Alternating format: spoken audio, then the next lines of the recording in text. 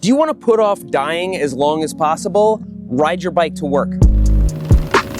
That's what a rigorous peer-reviewed study found, that you can reduce your chance of early death by 47% through bicycle commuting. But like many of you, I'm skeptical. What is it about bicycle commuting specifically? What about walking to work or visiting a gym? And what about the risks of cycling to work? Wouldn't that tarnish the average? And many people ride e-bikes to work. Were they included in the study? It turns out they weren't, and so I had to dig into some other studies to correct for that. What are we really gonna find when we cut through all the bicycle propaganda? I'm Seth from Burn Peak. I've been a cycling advocate and YouTube video creator for over a decade, and today I'm gonna give you the bottom line. Will biking to work actually help you to not die?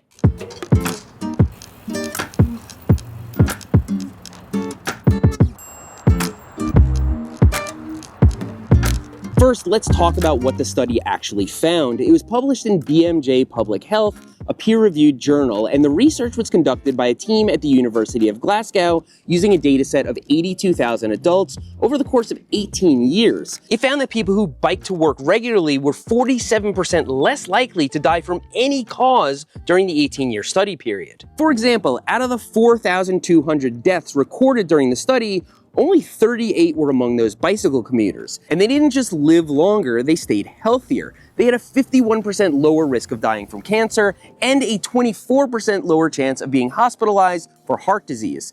They also had fewer hospital visits and a 20% lower chance of needing prescription medication for depression or anxiety. But the study also looked at those who walked to work, and it turns out they died more than the cyclists, just not by much. They did enjoy huge health benefits. And so is there something about riding your bicycle to work that's magical? Let's start by analyzing that. Why is it that biking to work is any different than, let's say, getting yourself a gym membership and riding a stationary bike? As you may know, the health benefits of daily activity are clear as day. Regular exercise reduces the occurrence of virtually every health problem out there, including heart disease and many cancers. So why would riding your bicycle specifically to the place that gives you a paycheck be any different? It's not, but it kind of is. Let's start with the first reason, consistency. Because that paycheck, most people need it. You can bail on going to the gym, and many people do. It's always an option to bail if something mildly important comes up, like you got a promotion and you want to go to Applebee's. People lie to others and themselves about the frequency and consistency of their gym visits. On the other hand, bailing on work does clear and immediate damage to your finances, and thus, bicycle commuters get 2 workouts per day, once to work and once back, usually multiple times per week. It's built into their lifestyles. Going to the gym is not an active lifestyle for most people, but rather a break from a sedentary lifestyle. Consider Jamie Rangel from Fresno, California. He actually reversed his type 2 diabetes by biking to school. It was out of necessity, which forced him to be consistent. I didn't even know it was possible to reverse type 2 diabetes, but in young adults it actually is if you're consistent. But consistency isn't the only reason bicycle commuting beats other forms of exercise.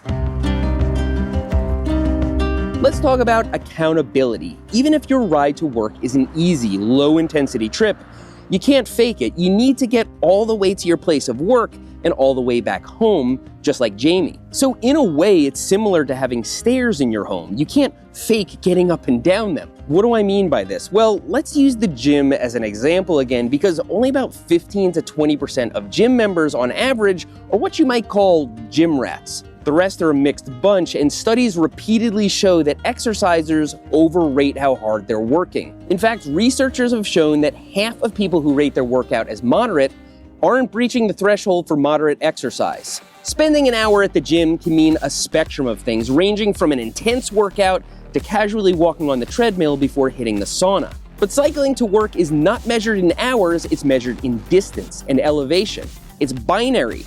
1 means you got there, 0 means you didn't. And so it's true that bicycle commuters are immune to the pitfalls of self-assessment. But as it turns out, bicycle commuters might just be wired a little differently in the first place. Maybe you bike to work, or maybe you know somebody who bikes to work. Think about that type of person and their willingness to encounter motorists, rain, cold temperatures, and perhaps even a flat tire here and there. On the other hand, we all know someone who only goes outside if conditions are perfect and there's a barbecue involved. Correlation does not always mean causation. If you're analyzing a group of bicycle commuters, you have in effect weeded out the lazy people. I'm not saying that everyone who drives or takes a bus to work is lazy. I'm saying that bicycle commuters tend to have active lifestyles in the first place, and they tend to create fewer barriers around physical activity. Take, for example, Ian McKay from Seattle, an avid cyclist who unfortunately became a quadriplegic in an accident. Despite having every barrier in place keeping him from going outside and doing things, barriers that pretty much anyone would understand, he's traveled the entire country by electric wheelchair. Being a badass is baked into his DNA, and I think many bicycle commuters have a similar trait. But if you don't have that trait, it's possible that daily bicycle commuting can rewire your brain over time. And although I have no empirical evidence to support that, you're certainly not going to do it by sitting around doom scrolling. So I'm on board with all of this. I think these researchers discovered something very important, and their findings are sound. But only if you consider their data set. See, the study began in 2001 during the Scottish census when participants reported their mode of commuting. Researchers then tracked their health outcomes and mortality records until 2019. A lot has changed since then. For example, far more people work, at least partially, from home, decreasing or even eliminating their number of actual commutes. I don't really care about that because if you do bicycle commute regularly, nothing has changed, the data still makes sense. Or has it? Let's suppose everyone was asked that very same question today, how do you get to work? And you selected bicycle. Might that be an e-bike with electric assist? Over the last decade, e-bikes went from a thing to the thing. In many cities, it would be rare to see an analog bike. So where does that leave us? Well, I found a systematic review published in 2022 in the journal Frontiers in Sports and Active Living, which analyzed multiple e-bike studies. They discovered that people who regularly commuted by e-bike improved their aerobic fitness by roughly 10%, measured by something called VO2 max, which is basically your body's ability to use oxygen efficiently during exercise. So why does that matter? Well, it turns out a 10% boost in aerobic fitness is associated with about a 13% reduction in your overall risk of early death. That's nowhere near the 47% reduction found in the Scottish study, which was mainly composed of people who ride analog bikes. But this systematic review is nowhere near as thorough, and it couldn't track truly long-term outcomes. Still, it appears that e-biking to work has significant benefits. Another interesting finding from a large German study called the Pedelec Project showed that people who switched from cars to e-bikes showed significant improvements in blood pressure and blood sugar control, two major markers of long-term health. Additionally, many of you know that e-bike riders often ride further and more frequently than regular bike commuters simply because hills and distances become way less intimidating. That means e-bikes might even help more people stick to cycling consistently over the long haul. So yeah, e-bikes absolutely count, and the research backing them is strong, recent, and conducted by respected scientists from around the world. But that original paper that this video is about, the one published in BMJ Public Health, can be easily misinterpreted. That 47% reduction in early death is not without caveats.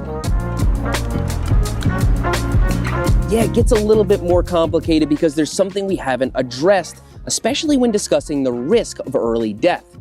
Safety. If you ride a bike regularly, especially to work, the threat of accidents might be something you think about a lot. And that's a totally reasonable thing to think about. Cycling can be risky, especially if your commute involves busy streets. Well, as it turns out, there has been research into this very topic. In fact, a study published in the British Medical Journal in 2017, which analyzed over 260,000 bicycle commuters, concluded that life years gained from regular cycling far outweigh any risks from road accidents or injuries. And as far back as 1992, this death-to-risk ratio was actually measured as 20-1, meaning cycling commuters gained roughly 20 times more life years from better health than they lost to accidents. If we factor in e-bikes today, the gains would likely be lower, especially if you factor in the risk of riding a powerful Class 3 e-bike that could send you through a brick wall. But it still wouldn't even be close. Biking to work, even on an e-bike, decreases your chances of early death to a degree that far outweighs the risk. And sadly, it seems evident that many people scared of bicycling because of the perceived danger may be killing themselves slowly by other means.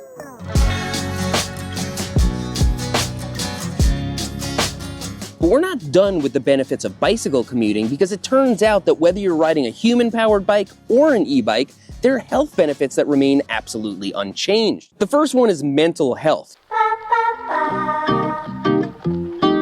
Just about every credible study out there agrees that regular physical activity reduces depression and anxiety, even if it's super moderate or even light. And the original Scottish study I cited backs that up as well.